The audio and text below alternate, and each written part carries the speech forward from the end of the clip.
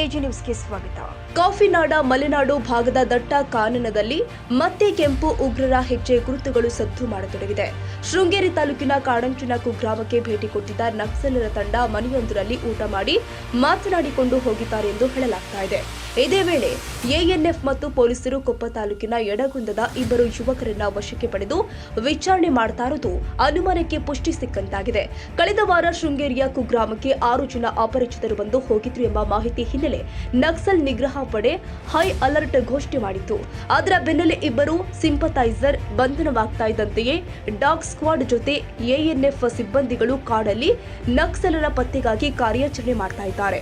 ಶೃಂಗೇರಿ, ಕೊಪ್ಪ ಹಾಗೂ ಕಳಸ ತಾಲೂಕಿನಲ್ಲಿ ವ್ಯಾಪಿಸಿಕೊಂಡಿರುವ ಕುದುರೆಮುಖ ರಾಷ್ಟ್ರೀಯ ಉದ್ಯಾನವನದ ವ್ಯಾಪ್ತಿಯಲ್ಲಿ ಎಎನ್ಎಫ್ ಸಿಬ್ಬಂದಿಗಳು ಫುಲ್ ಅಲರ್ಟ್ ಆಗಿದ್ದಾರೆ.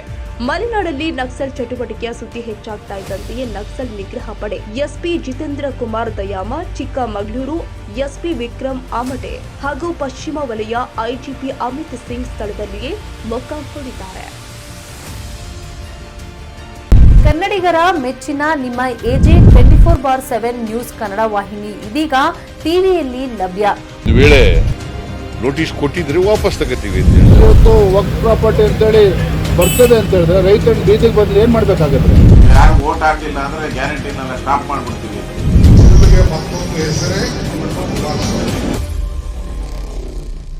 ಕರ್ನಾಟಕ ಮತ್ತು ದೇಶ ವಿದೇಶ 360 ಡಿಗ್ರಿ ಸುದ್ದಿ ಹಾಗೂ ಉತ್ತರ ಕರ್ನಾಟಕ, ಬೆಳಗಾವಿ, ಬಾಗಲಕೋಟೆ, ಧಾರವಾಡ, ಹಾವೇರಿ, ಗದಗ, ಬಿಜಾಪುರ ಜಿಲ್ಲೆಯ ಕ್ಷಣ ಕ್ಷಣದ ವಿವರವನ್ನ ಪಡೆಯುವುದಕ್ಕೆ ಎಜೆ 24/7 ನ್ಯೂಸ್ ಕನ್ನಡ ವಾಹಿನಿಯನ್ನ ಲೈಕ್ ಮಾಡಿ, ವಿಡಿಯೋಗಳನ್ನ ಶೇರ್ ಮಾಡಿ, ಕಮೆಂಟ್ ಮಾಡುವ ಮೂಲಕ ನಮ್ಮ ವಾಹಿನಿಗೆ ಸಹಕಾರ ನೀಡಿ ಮತ್ತು ಚಾನೆಲ್ ಅನ್ನ ಸಬ್ಸ್ಕ್ರೈಬ್ ಮಾಡಿ. ಧನ್ಯವಾದಗಳು.